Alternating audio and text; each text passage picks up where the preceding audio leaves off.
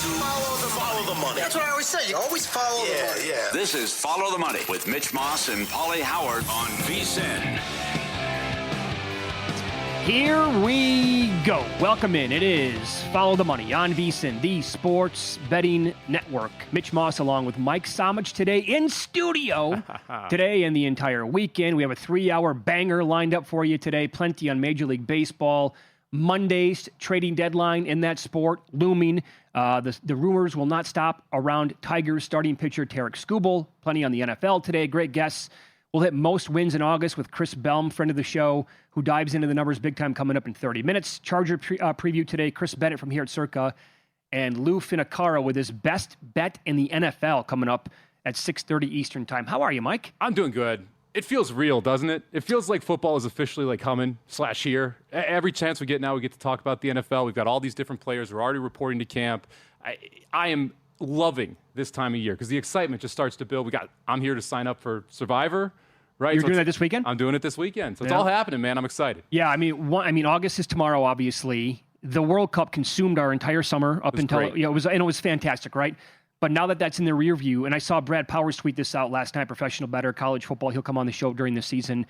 He's like so close you could almost taste it, and he put that mouth guard like in high school when you had to like heat the mouth guard for you.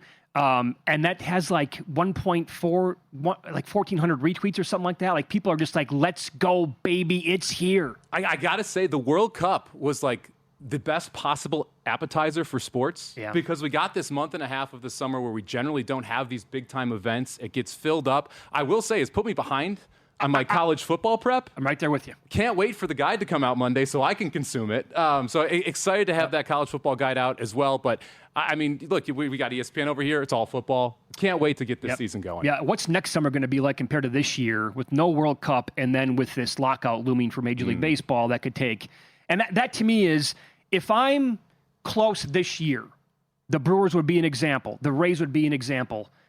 Don't you kind of look at next year and the lockout and say, damn it, we are going to make 2026 our season. We're going all in right now because we might not have one game to play next season. See, I will actually go a step further. Yes, 100% those teams go for it. What about the Pirates?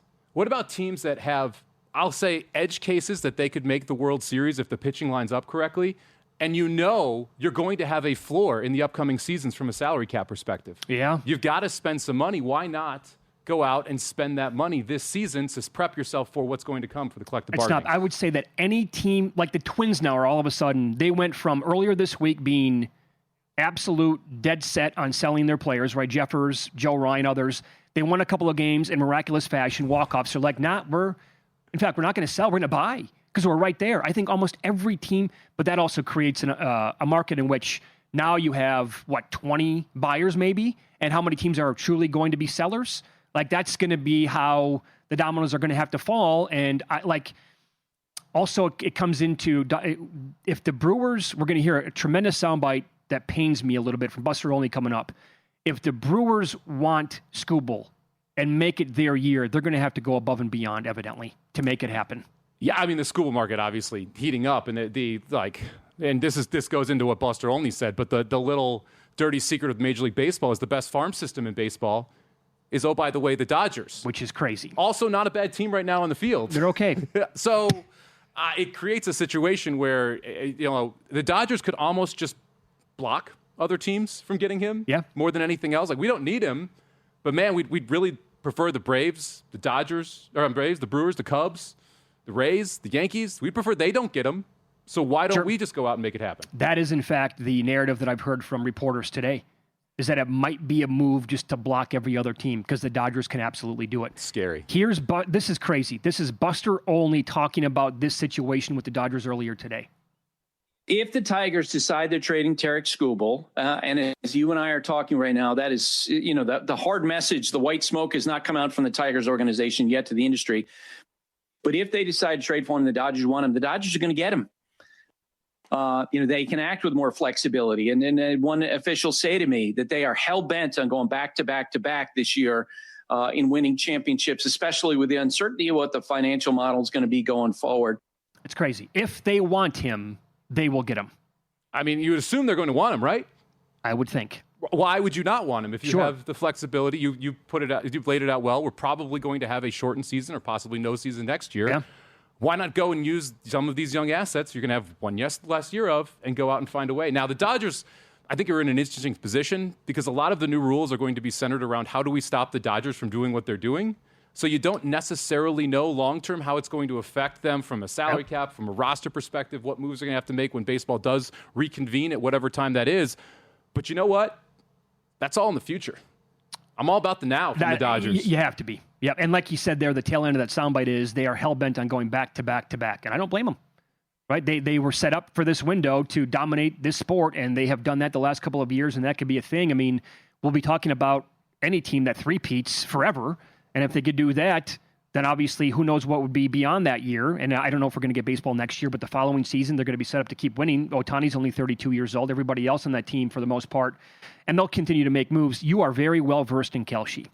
I was super impressed. I'll pull back the curtain here. We had our weekly meeting. It was like 2 weeks ago, and you had the floor and you shared, because you're based in California, so you're on this every single day pretty much, right? I am, yeah. I don't have access to all of the books that the fine people in Las Vegas do, so I've got to find my workarounds out there in California. You have plenty of prediction markets to work with in California.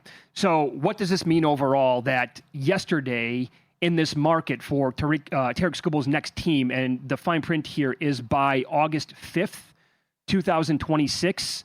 Yesterday, the volume here in this market was at 150,000. It has more than doubled since then. It's at 300. So at this point, you can probably get down a pretty significant bet if you want, right? Yeah, I mean, when you look through, especially at the top tier teams, right? So when you're dealing with these prediction markets, you don't have quite the volume right now to where you could really get a massive bet down unless you're looking at the top 2 or 3 teams. Those right now are the Dodgers, the Brewers, and the Braves.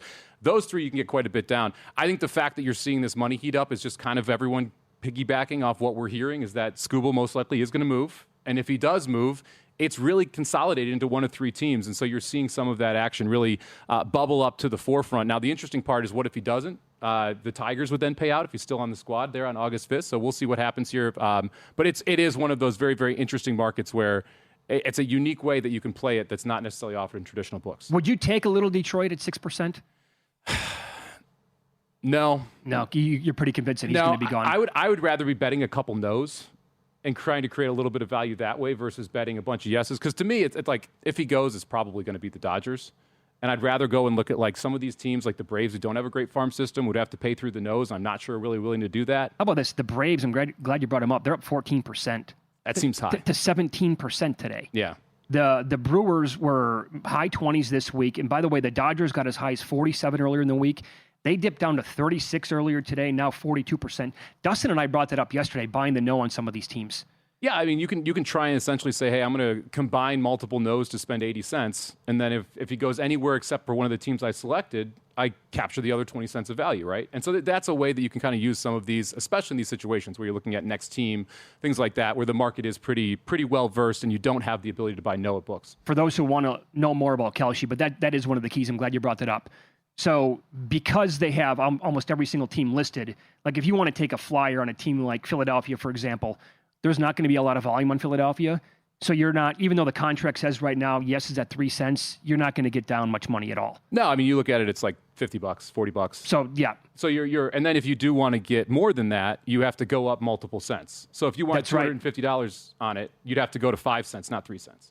And so you're buying through multiple pennies there, which obviously means you're not getting as good a number. Yeah. It's like almost like when you're trying to get down at a number at like, let's say plus 180 on a game and it spins and spins and spins and it doesn't take it. And all of a sudden, hey, do you want plus 135? Well, no, I try to get down to plus 180. It's kind of like live betting when you're play behind. Yeah, and you're for like, sure. Oh, crap. Like I know they picked up the first down now, right? And you see that movement there. It's similar to that with the liquidity that's offered in some of these markets. Now, did we learn anything though from because people evidently, I mean, again, with the volume here, they love betting on this stuff, right? Did we learn anything from the LeBron market? That had, more than $200 million in it, and Philadelphia was 8%? Yeah, I think it's, nothing, Jon Snow, is what we learned. It's a lot of people are speculating.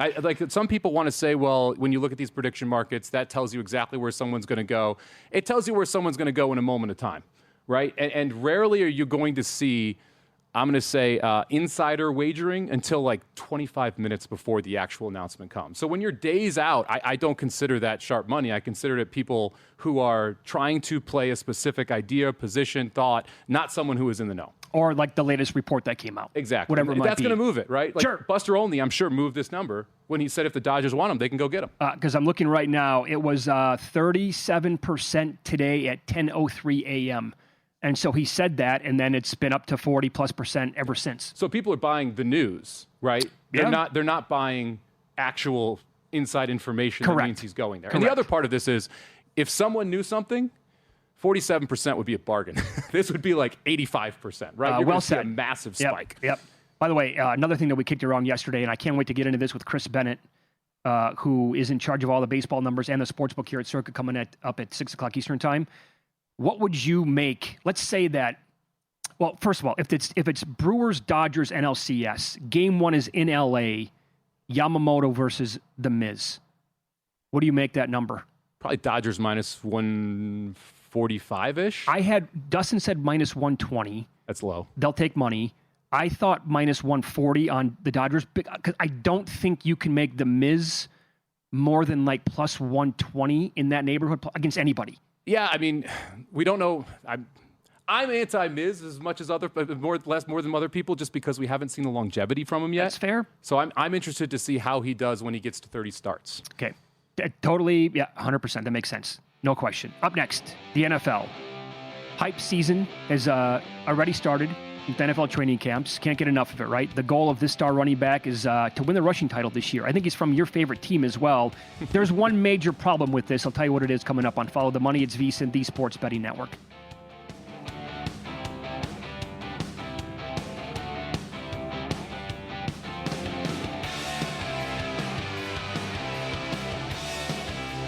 So you're listening to this podcast because you want an edge. But what if I told you you're only halfway there? You've got the mindset. Now it's time to get the toolkit to match. Here's the thing. Pro bettors spend thousands on data and tools, but what they don't want you to know is you can get the same edge for a fraction of the cost with VSiN Pro. With VSiN Pro, you get access to expert picks, public betting data, prop projections, powerful tools, analytics, and more. Tap the link in the description and see why thousands of bettors are already using VSiN Pro to cash more bets.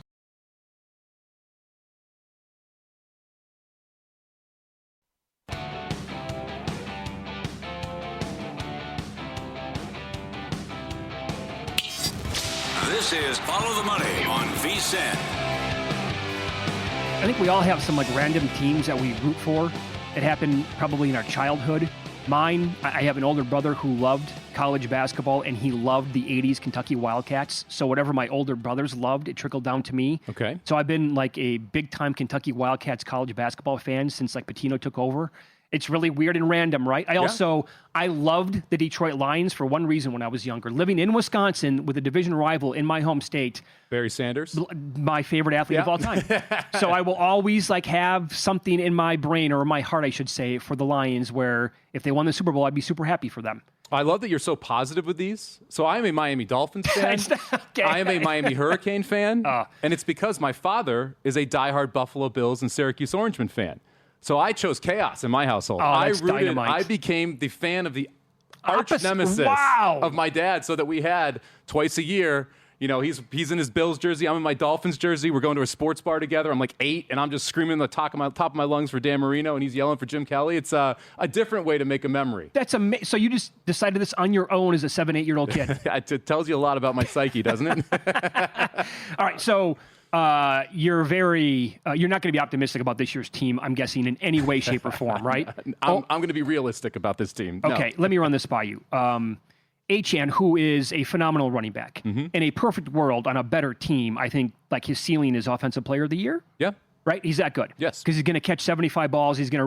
He said, well, first of all, Bobby Slovic, the offense here, I thought he was a disaster in Houston, calling plays. They're going to be run heavy this year. Malik Willis, a new quarterback. And the goal here was for him to win the rushing title this season. That's a little aggressive. Well, I mean, at least they have an awesome offensive line. Oh, wait. Oh, hold on a second. Terrible. Yeah. Look, here. They're going to be leading in a lot of their games. Oh, yeah. Definitely going to be a positive game state to run the football, too. Let's look at the positive first here, okay? Achane is one of, if not the fastest running back in the NFL. Yep. That's a good thing. Willis, their quarterback, one of, if not the fastest quarterback in the NFL. That's going to make it very interesting in the backfield to be able to do these run options. Now let's look at the negative side of this. Bobby Slowick, you said is a mess in Houston. It was terrible. That is being very generous. He was the most predictable play caller in the NFL for over 2 seasons.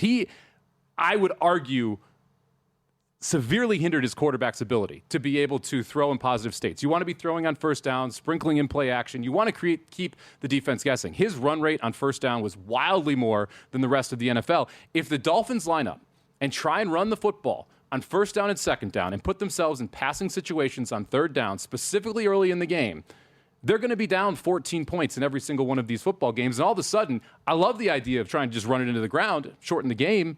You're not going to be able to. You're just going to be chasing the whole time. Sure. So you need monster plays early from these guys, or else you're going to be in a situation where, yeah, that's great. You want to run the football. You're not going to be able to if you want to be competitive. What do you think Willis can do in year one here? There's not a lot to work with, obviously. A tale of basically 2 careers already for him. Could not play a lick in Tennessee the way it looked. They got rid of him. They bailed on him immediately. With Green Bay in spot duty, I thought he was pretty good. He was. I mean, but you have a great system up there, too. And much more talent. And I'm not going to say it's a good offensive line, but at least a competent offensive line. Now you're going into Miami where you have absolutely no talent on the outside. It's really just one running back. Your offensive line is terrible. It's a new head coach. The offensive coordinator is a mess. It's a terrible situation for him to bomb into. And that's one of the reasons, if I'm him, I probably wouldn't have even, I understand you want to take the money. I'm not going to knock him for taking the money. But long-term wise, I'm not sure this was the best spot to go for him for his next 5 to 7 years of his career. I don't disagree. Halfley is the head coach, by the way. Uninspiring to me. Who knows? I mean, who knows? Yeah. But it's definitely nothing that's like pedigreed that you expect this is going to be a great offense. And then you bring in Slowick. It's just, the Cardinals and the Dolphins are going to be in a battle for that first overall pick. And I like the Dolphins' chances to be able to do it. You looked up and down the schedule, and maybe 3 wins. Like, it's not an easy schedule either. That's the thing when you look through this. Like, the Vikings are going to be better. The Bengals are going to be better. I think the Raiders are going to be better, especially game one when you're out of the gate with a new head coach who I believe is now competent, a quarterback that's competent. You look down the list, you're like, okay, well, the Jets twice, that's great. You probably split those. Where are the other games that you think you can win on this schedule? Yeah, they have a lot of difficult opponents for a team that was so bad last year. Are they better than the Jets in your opinion? I don't think so. The Jets have some decent talent. The head coach was an absolute unmitigated. We talk about bad coaches. Mm-hmm. Aaron Glenn had absolutely no idea what he was doing last year. Can he get better? Maybe. Will it look better with Geno Smith? Probably. But how much better?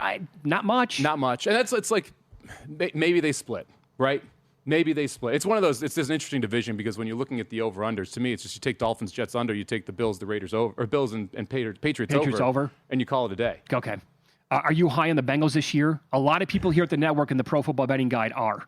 I am in a conundrum because I'm not high on the Bengals. I think I am consistently one of the lower people on the Bengals. I love Joe Burrow. I love the offense. Great fantasy football team. They still haven't figured out this defensive side. I think their head coach is a hack and was saved by one really good Burrow season when they go to the Super Bowl. So I don't love the nuts and bolts of this coaching staff here. And the defense, they just continually ignore it. And you go back to last year and you think about some of these games that they should have won.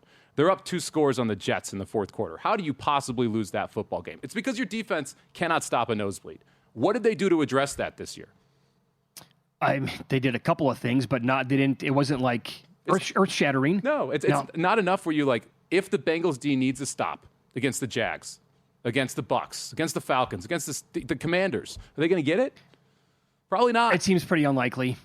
I mean, so it's tough for me to really want to get behind this Bengals team. The one thing I will say about them is I don't really love anyone in this division. Neither do I. I think that the Ravens are the deserving favorite, but after that. Right. I mean, the Ravens' talent level is, I think, clearly better than the other teams, but we said that they were my number, going into the season, they were my number 1 power-rated team in the entire league. They flopped last year. Mm-hmm. Now, how does that go with the new head coach? Maybe it improves, and maybe Lamar has another MVP-type season and carries the team to 13 wins again.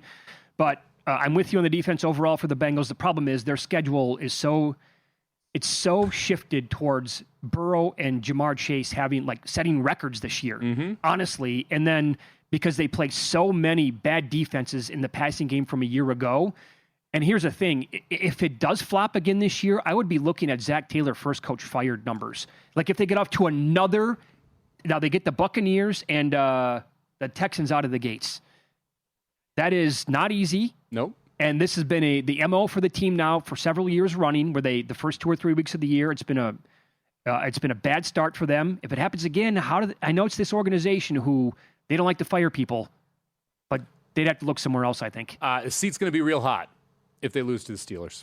Because you sit there, the Bucs is going to be a tough game. Let's say they lose to the Bucs. The Texans defense shuts them down and able to take advantage of their terrible defense. They lose at the Steelers. The Jags is going to be a very tough game. It's a team that could be 0-4. Heading into at the Dolphins before your bye. If they are 0-4, I think he's got to be gone at the end of the month. I mean, you have the perfect time right after. But you got a bye coming up in Week 6, and then you go and you take on the Ravens in Week 7. You start your division schedule there after your second game in the division after the Steelers. That's the spot if you're going to do it. Yep. There is this. Joe Burrow this week called Chase Brown an every down back who should not leave the field. He said, quote, he does everything. He can protect. He trains as a receiver all offseason, and you wouldn't know he was a running back. End of quote from Joe Burrow. And obviously Chase Brown was getting some high praises again this year at camp from the offensive coaching staff. I had him at 200-1 offensive player of the year last year. I thought if all things went well and they stayed healthy, they could win like 12, 13 games, and the offense was going to be super dynamic. And this guy is going to, I'm not going to do that again this year, I don't think. I would look more towards like Chase at 10-1 or maybe a little bit higher. What do you have a super long shot? We'll do NFL awards in general coming up a little bit later on in the program, but do you have a super long shot right now for Offensive Player of the Year or any other award right now? I mean, if you want to look at the Offensive Player of the Year market, I think you're looking at some of these players that are going to be excellent fits that are in a certain spot. I actually think Derrick Henry is one you want to talk about. I realize he's getting a year older, but it's a Ravens team that should be able to win quite a few games. He's overlooked heading into it, and if he's able to get it rolling and they run the football as much as I expect, he's someone who's going to get a lot of love. The other one for me would be James Cook, who's up on that Buffalo team. All he does is score touchdowns. They're going to need him to run the football well here. And you got Josh Allen, who's positioning more toward the MVP. You may have Cook, who can slide into that Offensive Player of the Year. Yeah, he was absolutely phenomenal last year, and the Buffalo Bills run the football more than people realize. Yes, they do. Especially a lot like on early on in games, I should say. They were doing that a lot last year, which, to your point, I think has to come back the other way a little bit because that's not the way to get it done in the NFL anymore. You need to be passing on early downs to set up like short yardage situations. But Cook has been like an afterthought, I think, the way it seems. I don't know if it's because he plays in Buffalo or what it is, but you mentioned that he's a touchdown machine, and he puts up awesome yards like every single year. Yeah, he's explosive. He's playing with a good offensive line. He is never, and I think this is important, he is never the guy you are focusing on when you are defending Buffalo. You are always focused on Josh Allen, and that includes when you're about to hand the ball off. All eyes are still on Allen in case he pulls it, tucks it, and runs. And it really helps Cook be able to make big plays and slash through that defensive line. Well said. If you're betting at Circa Sportsbook for a limited time, you can fund your wagers and contest entries, which is huge with crypto, using BurraPay and pay no BurraPay transaction fees. It's fast, secure, and another way Circa continues to innovate for sports bettors. Visit BurraPay.com, B-U-R-R-A, pay.com to learn more. Take advantage of fee-free crypto wagering before August 31st, exclusively at Circa Sportsbook at Circa Resort and Casino. BurraPay transaction fees waived as part of campaign. Standard cryptocurrency network and exchange fees may apply. Do you bet most wins in baseball for given months? You know, I don't, but I feel like I almost have to, considering the traction that it's got at this network. And I do love our next guest. I've actually looked at his pieces before. Chris Bellm on the program next. We will get into most wins in August. I can't quit betting these two teams. Find out which one's next.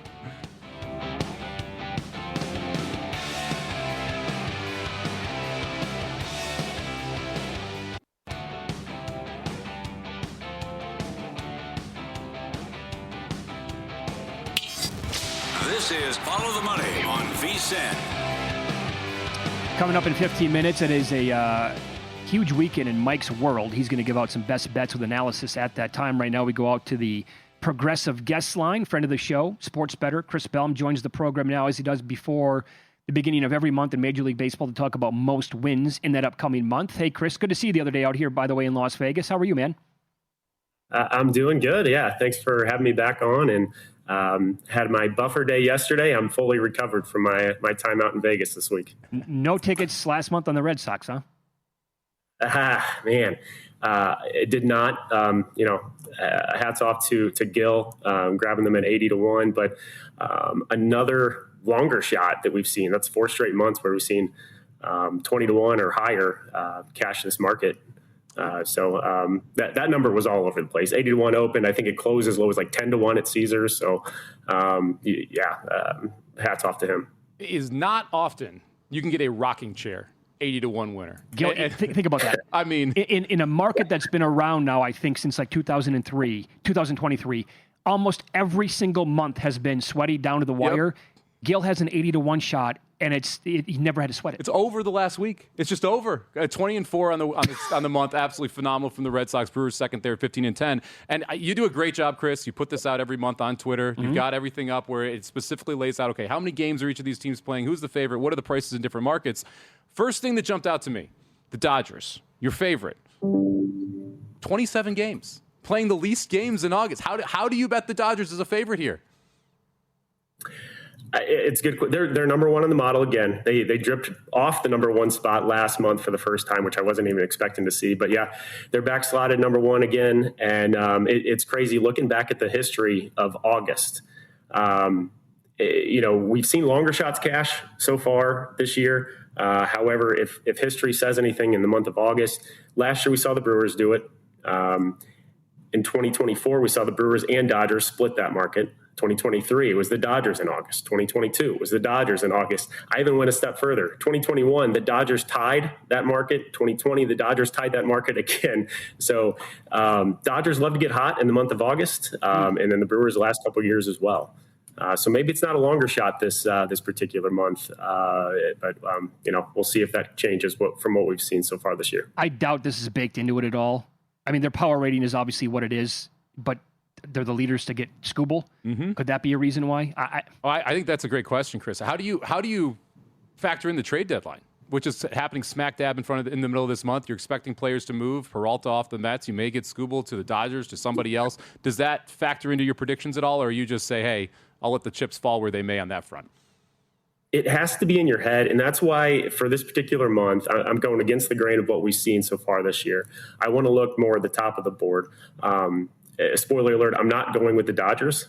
However, I am looking at shorter shots only, and that's because not only what I just mentioned as far as the history goes, but you get into August and September, you've got the best teams who are already more likely to win this market. They're just going to get better. You have the trade deadline. They're adding pieces. They're just getting better.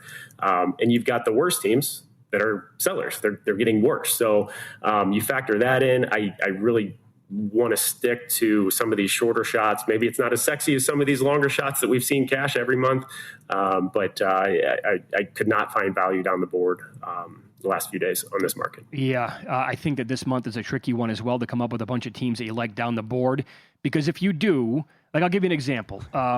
They don't have the easiest schedule this month, but the Padres have been playing better baseball. They're like 40-1, a bomb, right? Mm-hmm. What are they going to do? Like, what do the San Diego Padres do this in the next couple of days? And if they sell off, I'm going to have 40-1 stuck, and I'm like, that's a stupid bet on my part, right?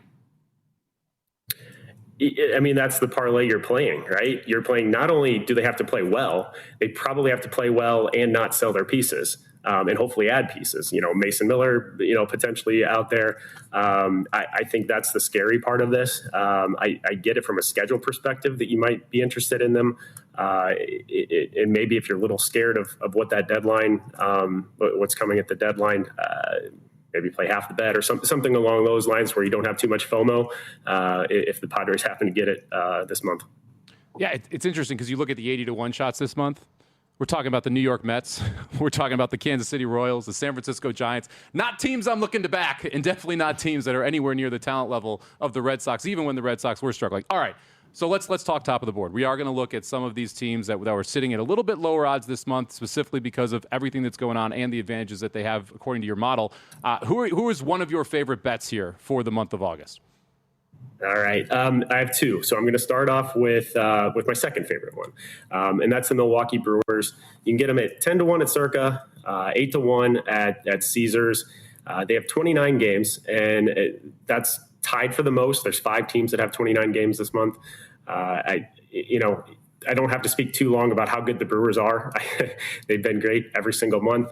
Mizrachi seems to go the first or second day of every single month when we talk about them. He's going on August 2nd this particular month. Kyle Harrison is coming back. and they're just loaded. They have a 12-team. Their first 12 games are against non-playoff teams, and then eventually they kind of run into a 4-game set with the Dodgers. They got the Braves in there as well that they'll have to get through. But a relatively manageable schedule, in my opinion. 16 of those 29 are at home. I like the Brewers here, and something to consider. Even though the Circa number is higher, because they would probably lose that tiebreaker, you might want to look at that Caesars number at a slightly less number. It's a good angle because, the Circa tiebreaker would be fewest losses then overall for the month. And I actually had the Brewers in May when they won it. And the reason why I bet them here at Circa as opposed to Caesars is because they had the fewest games. And I wanted that potential tiebreaker to go my way. Yeah, it's one of those markets where you absolutely have to know the rules. Yeah, you have know to. Where you're betting, understand the rules, because you're going to see differences in the odds because of the rules as much as anything else. No doubt. So I've been on the Brewers twice this year, one winner, last month a loser. I think I'm going to be with you on them again. I can't quit the Brewers. I also been on the Rays, I think, twice, have not cashed them. I think I might be on the Rays again this month. What do you think, Chris? I like the Rays a lot. And unfortunately, one thing that's going to go against them, I just saw McClanahan about an hour ago. They're putting him on the IL. It's going to be short term. He might miss only 2 starts, it sounds like, but still, that's not something I wanted to see after locking in the Rays this morning.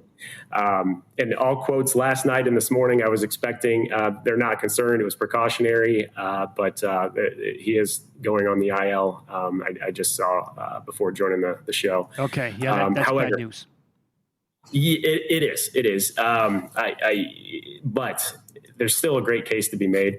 They have the third easiest opponent schedule in the month of August. They have 28 games, so just behind the 29, which is the most.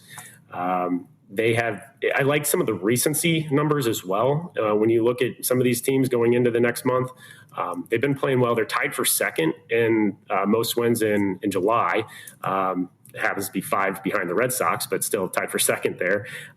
They have the highest batting average throughout the month of July in the American League. They also have the best opponent batting average against. So their staff's been great. Offense has been very good. So factor all of that in. And probably adding pieces as well, right? You got the trade deadline here coming up in a few days. And looking through that schedule, I think on the flip side, there's a lot of teams listed there that are likely selling. So not only it's the third easiest opponent win percentage right now, I think it's going to get even easier. Only 13 of the 28 are at home, which they've been great. They're 40-16 at home this year. But of the 15 that they have away, 3 are at the Rockies, 3 are at the A's. I think you guys would probably agree those are the 2 worst teams in Major League Baseball as we speak today. So I think it's just a great schedule for them to keep racking up some wins here. Very good. Now, real quick one for you, about 30 seconds. I looked through this chart that you post, and then the one name that jumps out to me is actually the Washington Nationals. 29 games, 50-1, right around 15 wins. Any interest in the Nats this month? They did stand out. Especially when you start looking at what's Caesar's odds, what's Circa's odds, and Caesar's was 30, I believe, yes. and Circa's 50.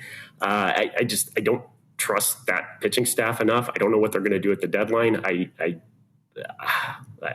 get it if you want to take like a sprinkle on a longer shot with them, but I passed on them this month. Also, by the way, follow Chris on X. He's at Bellm Chris, BELLM Chris. He shares this every single month.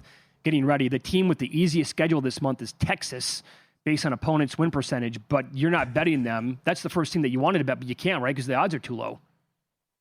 That's my FOMO team this month. And I wanted to ask you the same if you had one. I just couldn't get there. I wanted a better number. I was hoping to be 20-1 or higher. The Giant series that they have coming up, they face Webb and Robbie Ray. So I didn't like that as well. So I couldn't get there with the Rangers. Okay. My FOMO team would be San Diego, but I don't think I'm going to do it. I can't. Okay. Chris, great spot as always, man. Thank you. And best of luck this weekend and in the month of August.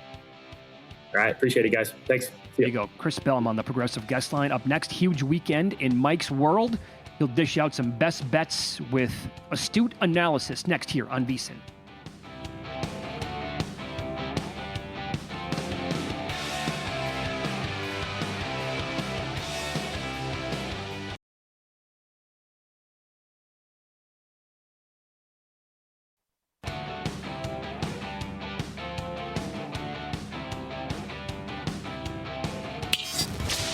This is Follow the Money on VSiN.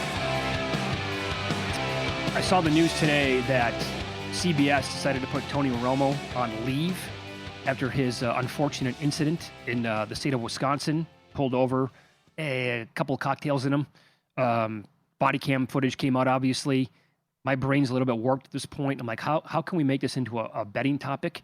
The first thing I did when I saw this news today was I searched Kalshi and like X to see if there was anything like that you could bet on with Tony Romo, and I couldn't find anything. Yeah, I'm I'm a little surprised. Like over under week, but he returns back on air, right? Is there one? What number broadcast does he start as in the new season? There's a couple ways you could go with it. I mean, just PSA: don't drink and drive. Get a driver. No, ever, there's so many ways to do this now. You can Lyft, you can Uber, whatever. Like, just don't do this. Come on, Tony. Be better. You're Tony Romo. Be better. Any time that this happens to somebody at that level, it doesn't matter. It goes for anybody, obviously, but especially like football players, athletes, doesn't matter. You have so many services at your fingertips, and how you would not know that. He probably knew that day he's back visiting family, right? I'm probably going to have a couple of drinks, see my boys from years ago, whatever. How do you not plan ahead?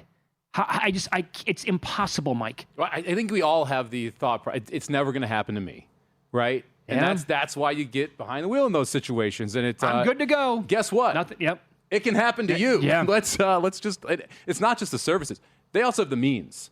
He could have rented a limo for all of his boys for the day and just driven around and had a good time in the limo as well. Like, just be smarter out there. 100%. It is a big weekend in horse racing. It was part of the VSiN Daily today. Bill 80 wrote about this, saying, saddle up, huge weekend in this sport. You guys have done, you and Aaron Halderman have done a great job at VSiN at the track. And it's a very popular podcast here at the network as well. Why is it such a big weekend? Yeah, well, two reasons. First off, every weekend in August is huge in horse racing, which is one of the reasons I love August. I was actually up in Saratoga at Saratoga Springs, Saratoga Race Course up there, which started the official meet started early July, ends in September. But then about 2 weeks in, you get Del Mar going too. And Del Mar and Saratoga are the two best boutique meets, sorry, Keeneland, that are out there today. And so what you have at these tracks is every single weekend you have grade 1, grade 2 races. You have win and you're in Breeders' Cup races. You have the best of the best horses that want to be in these races and win at these tracks. And so you get these monster weekends that set up. The marquee weekend at Saratoga is Travers Weekend. That's the key 3-year-old summer race on the calendar. So you'll see all the horses from the Derby, the Preakness, the Belmont. They'll all head to the Travers at Saratoga at the end of the year. Del Mar will prep up toward their big schedule toward the end of the year as well. But this specific weekend, we also kind of fold in Colonial Downs. And Colonial Downs has taken over the reins for Arlington, which is a racetrack up in Chicago that unfortunately Churchill Downs Industries decided to close the doors on. And they moved the Arlington Million, the Beverly D, the Secretariat, all of those over to Colonial. And guess what? That's happening this week too. So we have grade 1s, grade 2 races going on all over the country all weekend, highlighted by the Arlington Million, which is at Colonial. It's a grade 1 race over the turf course. It's not as good of a race as what I would say we've seen in some years past. We've seen some European horses come over here and compete in that race, but we do have Burnham Square, who you may ring a bell for the casual horse racing fans, was in the Kentucky Derby last year. Now 4 years old, Burnham Square has switched over to the turf and been dominant, 3 for 3 in the last 3 starts over the turf. So Burnham Square there at 5-2 is your favorite. I actually like Fort Washington, who's 5-1 here. Won this race last year, likes the track, likes the distance. Burnham Square has trouble shipping out of Kentucky. Colonial Downs, not in Kentucky, has never gone the distance. That's a problem for me. So I would rather not play a favorite when there are clear issues with that favorite. I'd rather take a price. So I went to the 3 here, Fort Washington, do like the 6 test score in that race as well. Okay. Post time is when? Post time. So this is race number 11 on the card on Saturday at Colonial Downs. It's 5:52 Eastern, 2:52 Pacific. Do you have anything coming up today that you like? We can get into today. Let me check out the schedule here real quick. While you're doing that, I will point out, you told me during the break. So you and Aaron hosting VSiN at the track. Yes. Again, hardcore horse racing, obviously. And horse racing is a niche sport, but it has a huge following. It does. And so you guys ranted about TVG going bye-bye. Yes. Right? And the steam that you guys picked up on this podcast is absolutely off the charts. Telling you, right? It's like people want this thing to be around. Yeah, it's crazy. So we have like 1,800 followers on the YouTube page. Not a lot. Going to have close to 100,000 views this month. And a lot of it is based off of talking around TVG and what's going on in the horse racing world. Because, look, before we had Polymarket and Kalshi and you could bet anywhere, it was horse racing. If you wanted your fix, if you wanted that instant action, you had a race, and it was on TVG, and you had announcers who, love them or hate them, were at least more knowledgeable than the majority of the people that were watching, and would point you in a direction to bet on a horse to hopefully win some money. And TVG, which was now owned by FanDuel, owned by Paddy Power, which is a company over in Europe, made some decisions to try and really lean into the sports market that, we'll say, failed miserably is probably putting it nicely, and it's costing the horse racing market. So they had to let go the majority of their talent on June 31st.